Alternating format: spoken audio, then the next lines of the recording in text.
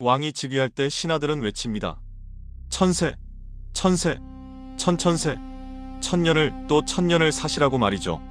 하지만 이 외침은 조선왕조 500년 역사상 가장 슬픈 거짓말이었습니다.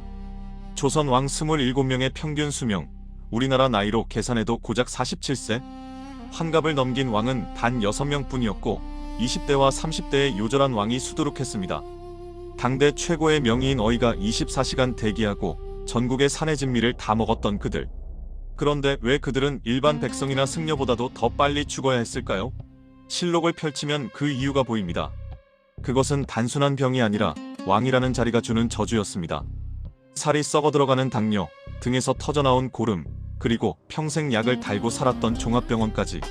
오늘은 조선의 왕들을 죽음으로 몰고 간 고통스러운 질병의 기록을 따라가 봅니다. 첫 번째 환자, 우리가 가장 존경하는 왕, 제4대 세종대왕입니다. 우리는 그를 위대한 업적으로 기억하지만 세종실록을 분석해보면 그는 걸어다니는 병리학 교과서였습니다.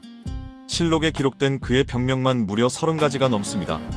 가장 대표적인 병은 조선 왕 사망 원인 3위인 당뇨였습니다. 고기를 너무 좋아하고 운동을 싫어했던 탓에 세종은 30대 초반부터 극심한 갈증에 시달렸습니다. 하지만 이건 시작에 불과했습니다. 실록에는 풍질, 부종, 임질, 안질 등 온갖 병명이 쏟아져 나옵니다. 특히 말년에는 당뇨 합병증으로 시력을 거의 잃었습니다. 그는 실록에 이렇게 한탄합니다. 내 두 눈이 흐릿하고 깔깔하며 아파서 어두운 곳에서는 지팡이에 의지하지 않고는 걷기 어렵다. 한글을 창제할 당시 그는 이미 반쯤 장님이었습니다. 30여 가지의 병마와 싸우며 자신의 수명과 눈을 갈아 넣어 만든 글자. 그것이 바로 한글이었습니다. 두 번째 환자, 세종의 아들인 제5대 문종입니다. 안타깝게도 아버지의 허약한 체질은 아들에게 더 가혹하게 유전되었습니다.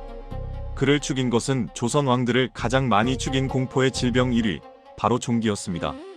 하지만 문종은 단순히 종기 하나로 죽은 게 아닙니다. 실록을 보면 그는 세자 시절부터 종기와 부스럼을 달고 살았습니다. 결국 즉위 2년 만에 면역력이 바닥나며 최악의 상황이 닥칩니다. 문종실록은 그의 임종 직전 상태를 이렇게 묘사합니다. 등에 난 종기가 터져 고름이 흘러나오는 것이 마치 봇물이 터진 것과 같았다. 실록은 이를 녹류여결이라 적었습니다. 고름이 댐이 무너진 것처럼 콸콸 쏟아져 나왔다는 뜻입니다. 어이들이 독한 약을 쓰고 침으로 종기를 째려 했지만 문종은 고름이 쏟아지는 극심한 고통과 고열 속에서 비명조차 지르지 못하고 39세에 숨을 거뒀습니다. 세 번째 환자, 조선 후기 효종의 아들인 제18대 현종입니다. 이 왕은 그냥 걸어다니는 종합병원이었습니다. 재위 15년 동안 실록에는 왕이 편찮으시다는 기록이 끊이질 않습니다. 기록된 주요 병명만 나열해도 숨이 찰 정도입니다. 어릴 때 앓은 천연두 후유증을 시작으로 만성적인 피부병, 눈병, 말라리아, 소화장애까지 현종은 밥보다 약을 더 많이 먹어야 했습니다. 현종실록의 기록은 처절한 생존 투쟁을 보여줍니다. 임금이 음식을 전혀 들지 못하여 하루 종일 인삼차 면목음으로 버텼다. 밥을 넘길 힘조차 없어 소화제인 가미조중탕을 무려 80첩이나 비워야 했습니다. 온몸에 피부가 짓무르고 눈은 침침하며 밥도 못 먹는 상태. 그에게 왕좌는 화려한 권력이 아니라 죽지 못해 버티는 고통의 연속이었고 결국 34세에 요절하고 맙니다. 마지막 네 번째 환자, 조선의 개혁 군주 제22대 정조입니다. 천재였던 정조를 죽음으로 몰고 간 건 역시 지긋지긋한 종기와 화병이었습니다. 정조는 하루 4시간만 자며 일했던 워커홀릭이자 골초였습니다. 실록에는 그가 겪은 화병과 두통, 그리고 머리와 등에 난 악성종기에 대한 기록이 가득합니다. 사망하기 직전 정조실록은 그가 겪은 고통을 생생하게 전합니다. 종기의 통증이 찌르는 듯하여 앉아있는 것조차 고통스럽다. 차라리 칼로 베는 게 낫겠다. 종기가 너무 커져서 등과 머리가 짓물렀고 고열로 인해 정신이 혼미해졌습니다. 개혁을 위해 쉴 새 없이 달렸던 그의 심장은 스트레스가 만든 독과 종기를 견디지 못하고 49세에 멈춰버렸습니다. 그렇다면 과연 이토록 많은 왕들을 죽음으로 몰고 간 최악의 병은 무엇이었을까요? 조선 왕 27명의 사망 원인을 실록을 통해 직접 분석해봤습니다. 사망 원인 3위는 당뇨와 합병증입니다. 기름진 식습관과 운동 부족이 부른 조선 왕실의 대표적인 생활습관병이었습니다. 30가지 병을 앓았던 세종대왕과 아버지의 체질을 물려받은 문종, 그리고 마지막 왕 순종까지 최소 3명 이상의 왕이 이 병에 시달렸습니다. 사망 원인 2위는 뇌졸중입니다. 극심한 국정 스트레스와 고혈압이 뇌혈관을 터뜨린 병입니다. 나라를 세우느라 피를 말렸던 74세의 태조와 56세의 태종, 그리고 임진왜란의 충격을 견디지 못하고 쓰러진 57세의 선조까지 4명 이상의 왕이 이 병으로 쓰러졌습니다. 그렇다면 대망의 1위는 무엇일까요? 바로 종기입니다.